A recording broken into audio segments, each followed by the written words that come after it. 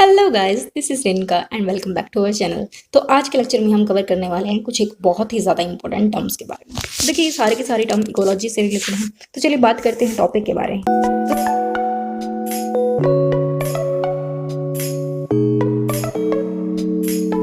तो सबसे पहले बात करते हैं इकोलॉजिकल एम्पलीट्यूड के बारे में। तो गाइस देखिए, इकोलॉजिकल एम्पलीट्यूड होता क्या है उसके बारे में बात करते हैं।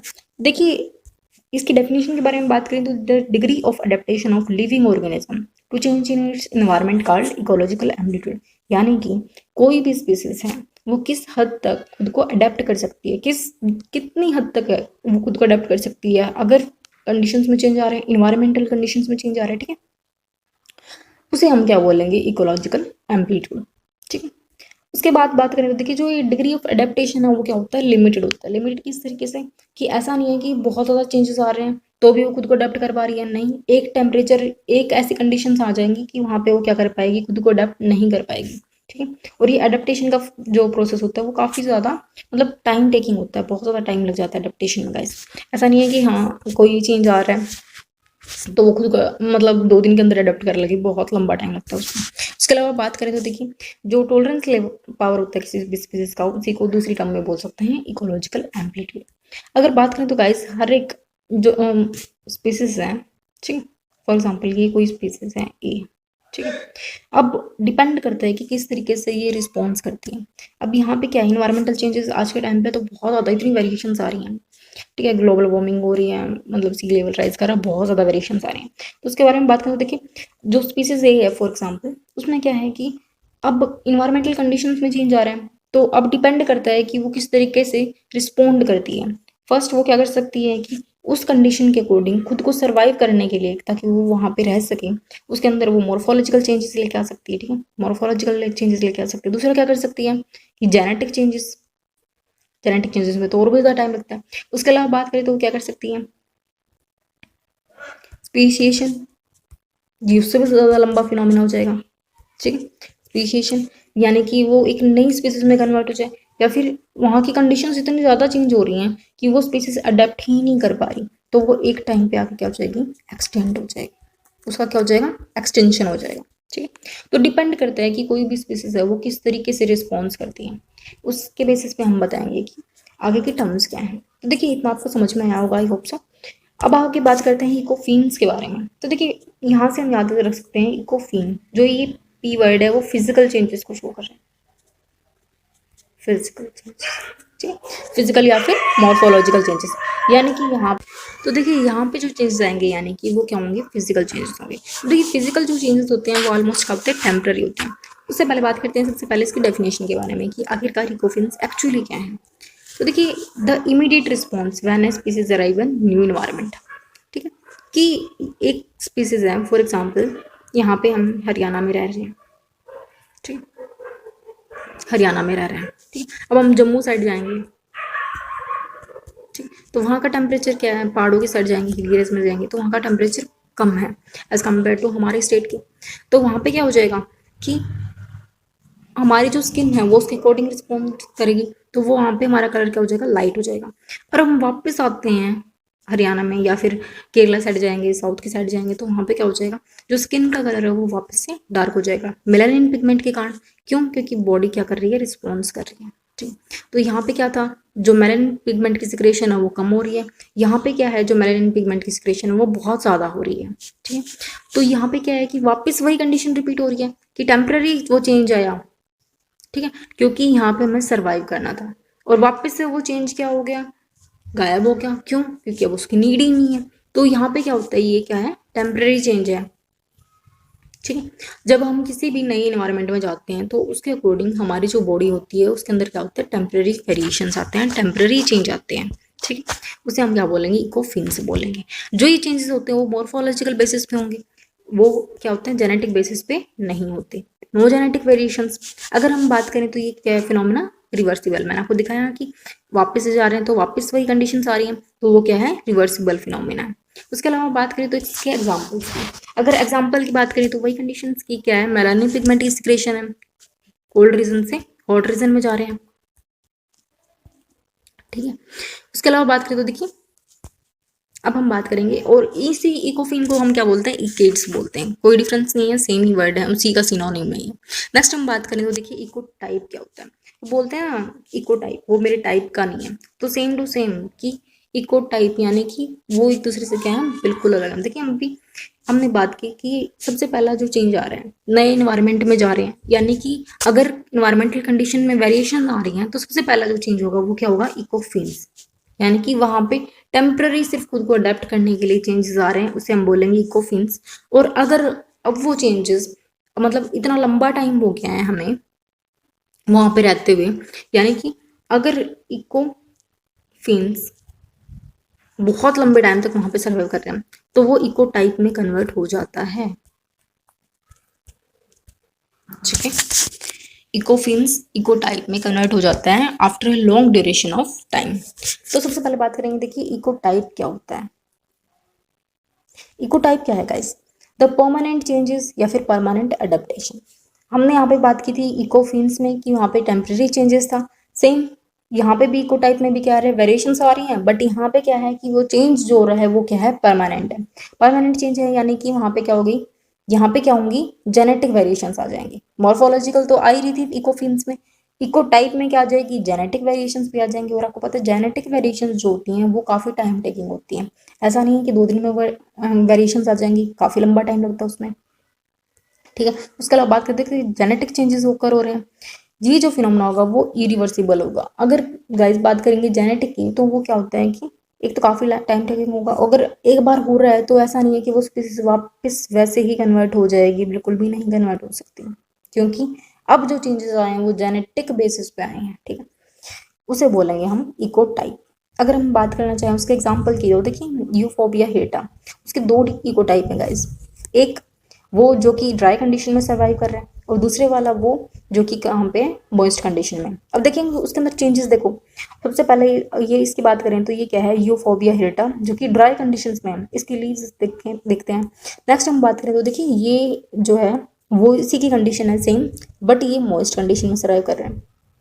अगर लीव्स के बारे में देखें तो लीव्स के बारे में देख सकते हैं कि यहाँ पे क्या है, जो इसके लीव्स हैं इनके कलर में भी डिफरेंस है। ठीक है, ये थोड़े ड्राई दिख रहे हैं, ये थोड़े स्मूथ दिख रहे हैं। ठीक है, और उसके अलावा कलर में डिफरेंस देख लिया हमने, तो इसके अंदर क्या है कि वेरिएशंस आ रही हैं।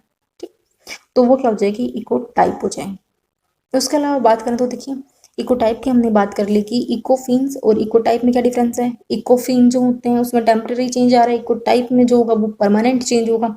इकोफिन्स में हमने बात की कि इकोफिन्स में क्या हो जाएगा, जो चेंजेस होंगे वो सिर्फ मॉर्फोलॉजिकल बेसिस पे होंगे, और इको टाइप में जो चेंजेस होंगे वो जेनेटिक बेसिस पे होंगे।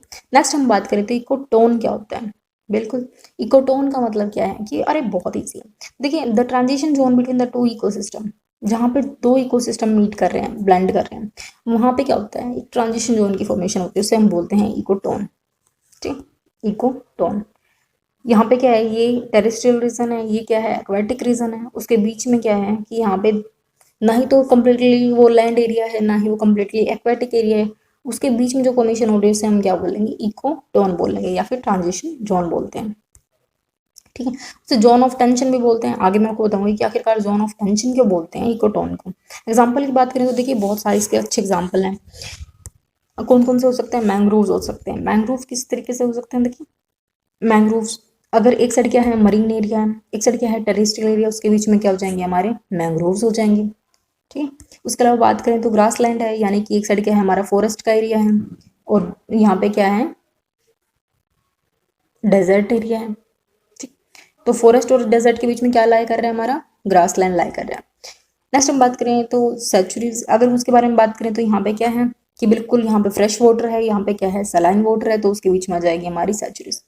तो वो क्या कर रही है, एक मीडियोकर रीजन को रिप्रेजेंट कर रही है। ठीक है, उसे हम बोलेंगे इकोटोन्स। मेनली क्या है, अगर गाइस देखी जाए तो यहाँ पे सबसे ज़्यादा स्पीसीज फाउंड की जाती हैं अगर कंप्लीटली बात करें तो, इसलिए उस प्रोस्पेक्टिव से भी ये क्या होता है, बहुत ज़्यादा इंपॉर्टेंस रखता है। देखिए ये स्पीसीज ए है। ठीक, स्पीसीज ए की बात करें तो सॉरी हैबिटेट ए की बात करते हैं। ठीक है, हैबिटेट ए की बात करें तो यहाँ पे मेनली 3 स्पीसीज देखने को मिलती हैं, ये रेड हो गया, ब्लू हो गया और येलो होगा।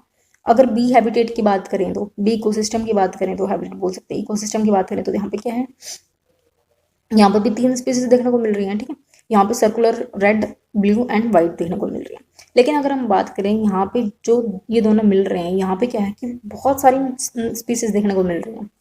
वो क्या है कि ये स्पीसीज भी देखने को मिल रही है जो कि ए रीजन में सर्वाइव कर रही थी, वो स्पीसीज भी देखने को मिल रही है जो कि बी रीजन में सर्वाइव कर रही थी। उसके अलावा कुछ न्यू स्पीसीज भी देखने को मिल रही हैं। अभी न्यू स्पीसीज किस तरीके से देखने को मिल रहे हैं, क्यों? क्योंकि यहाँ पे भी क्या होता है, कॉम्पिटिशन होता है। ठीक है, यहाँ पे क्या होगा, कॉम्पिटिशन होगा। जैसे आपको पता है डार्विन की theory, the survival of fittest, वो क्या बोलते हैं कि जहाँ पे क्या होगा, मतलब कंपटीशन होगा। अब देखिए यहाँ की जो स्पीसीज आ रही हैं ए रीजन की और बी रीजन की स्पीसीज भी यहाँ पे आ रही हैं, यानी कि यहाँ पे सर्वाइव दोनों कर रही हैं। उसके अलावा वो क्या कर रही हैं कि अगर यहाँ के उनको रिसोर्सेज यूज करने हैं तो वो लिमिटेड है, तो वो एक दूसरे से क्या करेंगी, कम्पीट करेंगी तो उनके अंदर क्या आ जाएंगे, वेरिएशंस आ जाएंगे। ठीक है, वो क्या करेंगे, खुद को अडेप्ट करने की ट्राई करेंगी, फिटनेस लेवल उनका इंक्रीज करेगा, तो वहाँ पे क्या हो जाएंगे, वेरिएशंस आ जाएंगे। ठीक, उसे हम क्या बोलेंगे, इकोटोन बोलते हैं। इसीलिए क्या होता है, जो इकोटोन होता है वो काफ़ी ज़्यादा रिप्रोडक्टिव होता है। जोन ऑफ टेंशन आपको समझ में आया है, जोन ऑफ टेंशन क्यों बोलते हैं, क्योंकि ऑब्वियसली इस तरीके से याद रह सकते हैं कि यहाँ के ऑर्गेनिज्म को क्या रहती है, टेंशन रहती है कि हम किस तरीके से खुद को सर्वाइव रख सकते हैं। That is known as zone of tension. ठीक है, उसके अलावा देखिए ये एक और डायग्राम है, इससे भी आप समझ सकते हैं कि यहाँ पे क्या है, वही एग्जांपल, ये क्या है, लैंड इकोसिस्टम है, और ये बात करते हैं एक्वेटिक इकोसिस्टम है। यहाँ पे लैंड का एरिया और ये एक्वेटिक का एरिया मीट कर रहे हैं। ठीक, और ये जोन क्या हो जाएगा, हमारा ट्रांजिशन जोन हो जाएगा या फिर इकोटोन हो जाएगा। यहाँ की स्पीसीज जो होंगी वो यहाँ वाली स्पीसीज भी यहाँ पे पाई जा सकती हैं, यहाँ वाली स्पीसीज भी पाई जाती है, और यहाँ की खुद की स्पीसीज भी पाई जाती हैं। उसे हम क्या बोलते हैं, इकोटोन बोलते हैं। नेक्स्ट हम बात करते हैं इको स्पीसीज के बारे में।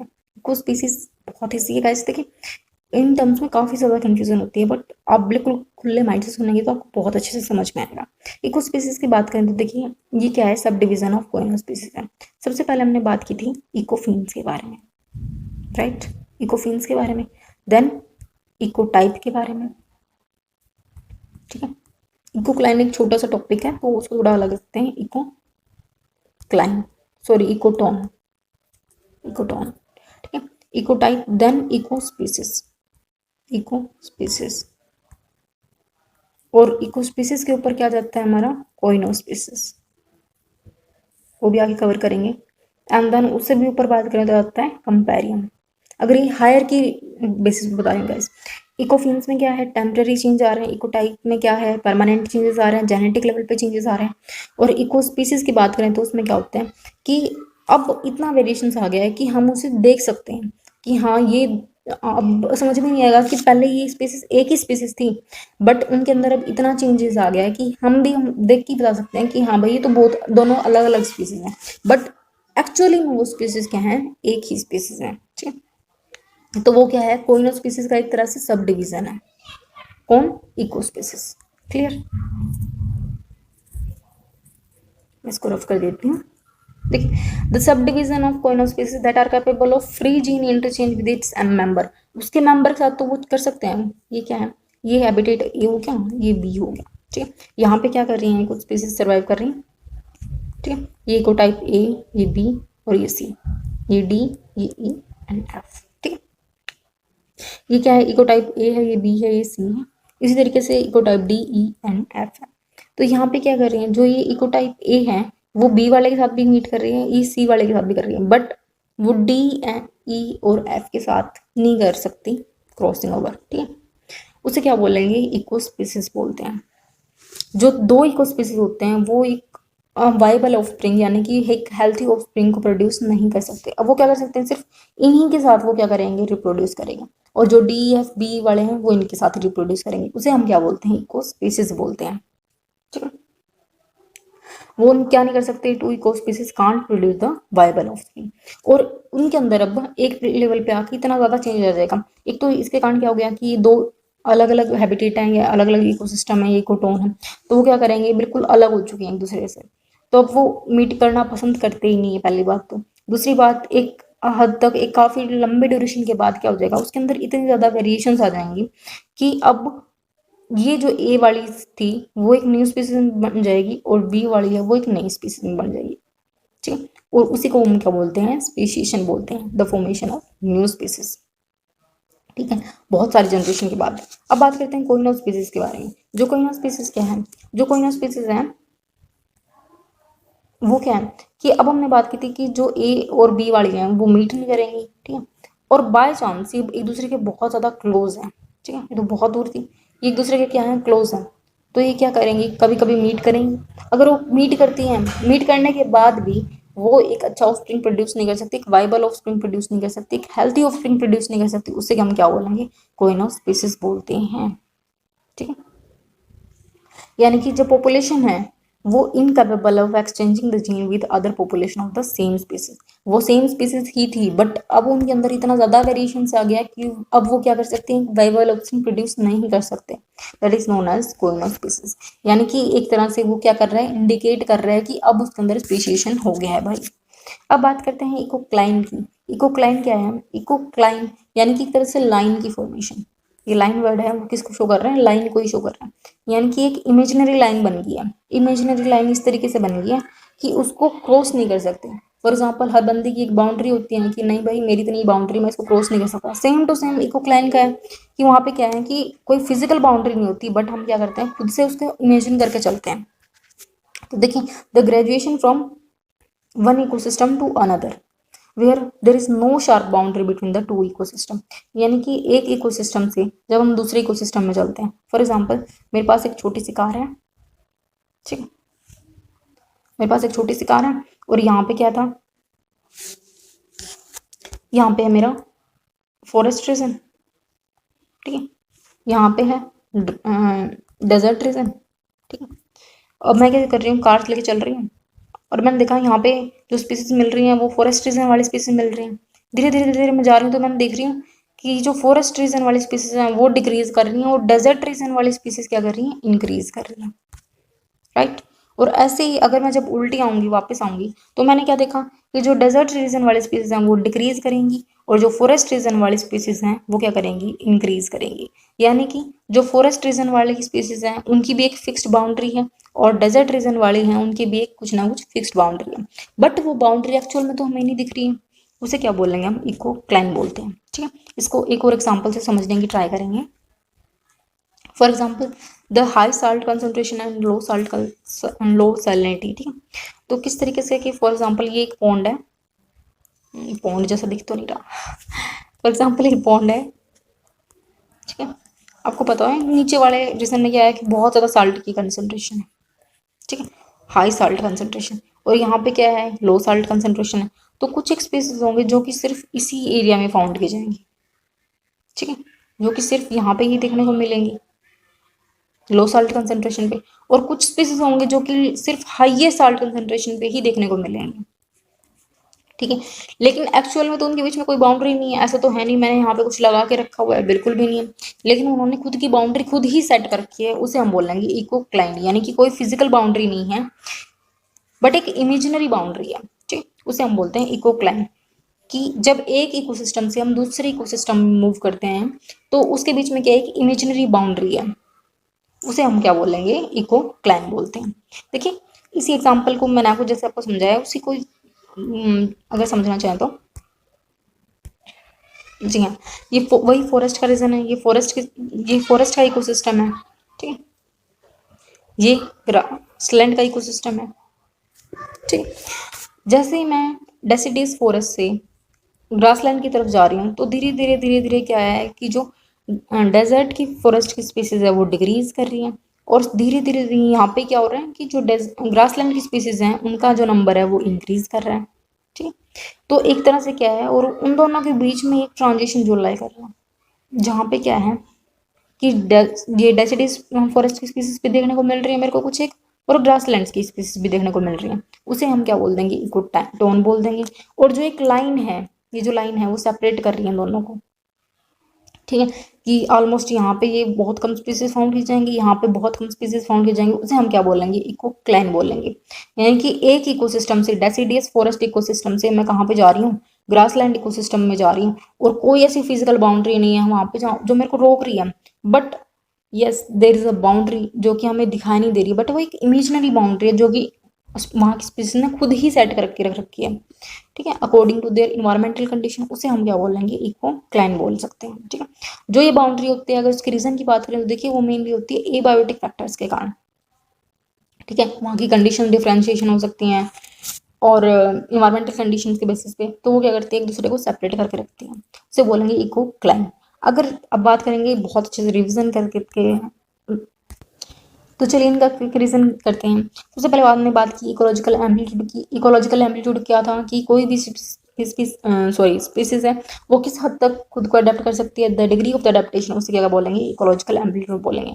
इकोफिन्स की बात की, इकोफिन्स क्या होते हैं कि टेम्परेरी चेंजेस लेके आएंगे, उनके अंदर कोई परमानेंट चेंजेस नहीं होता, ठीक है, और वो रिवर्सिबल होता है, जेनेटिक कोई चेंज नहीं होगा।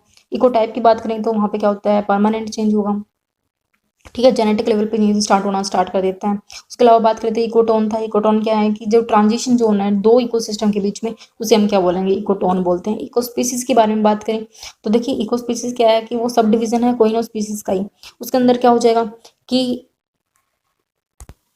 बहुत लम कि बहुत लंबे टाइम तक अगर इको टाइप हैं वो एक दूसरे से बहुत ज़्यादा अलग रह रहे हैं तो उसके अंदर क्या हो जाएगा, परमानेंट चेंज आ जाएगा, ठीक है। अब वो क्या हो जाएंगी, अलग अलग स्पीसीज में डिफ्रेंशिएट कर जाएंगे, उसे बोलेंगे इको स्पीसीज, ठीक है।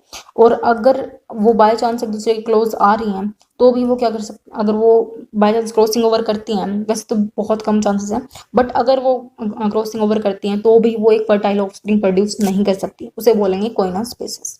नेक्स्ट बात करें तो इकोक्लाइन। इकोक्लाइन यानी कि कोई शार्प बाउंड्री नहीं है जब हम एक इकोसिस्टम से दूसरे इकोसिस्टम में मूव करते हैं, बट एक इमेजिनरी बाउंड्री वहाँ पे लाई कर रही है, that is known as ecocline. So that's all for today's lecture. Next lecture में भी हम बहुत अच्छे से कवर करेंगे, एक बहुत ही इंपॉर्टेंट टॉपिक है। तब तक के लिए आप हमसे बने रहिए, धन्यवाद।